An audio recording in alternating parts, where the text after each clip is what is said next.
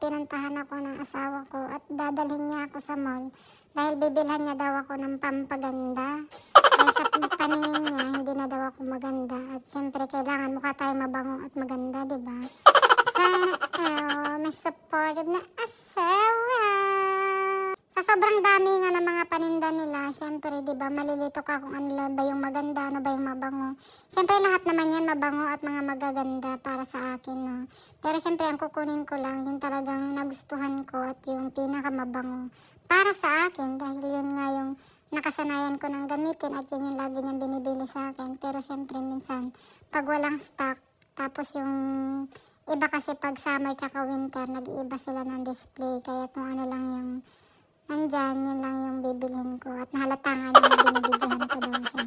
At syempre, hindi dyan nagtatapos ang lahat. Syempre, meron pa akong ipapambudol sa kanya. Nagtanong kasi siya kung ano daw yung gusto ko, kung ano pa daw yung gusto kong bilhin. Kasi syempre, dinala ko siya dito sa paborito kong tindahan ng sapatos. Oh my G.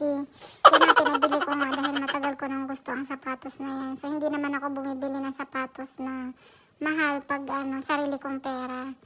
Nagkakaroon lang ako ng sapatos na mamahalin kapag yun binibigay sa akin, pag siya ang bumibili, yun. Kaya, thank you!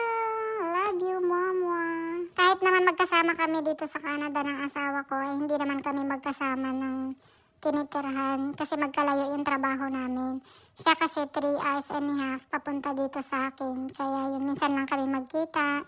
So, sa halip na gastusin namin kada labas namin, ayun, napagdesisyon na namin na kahit minsan lang, okay lang, at least nagkikita pa rin kami.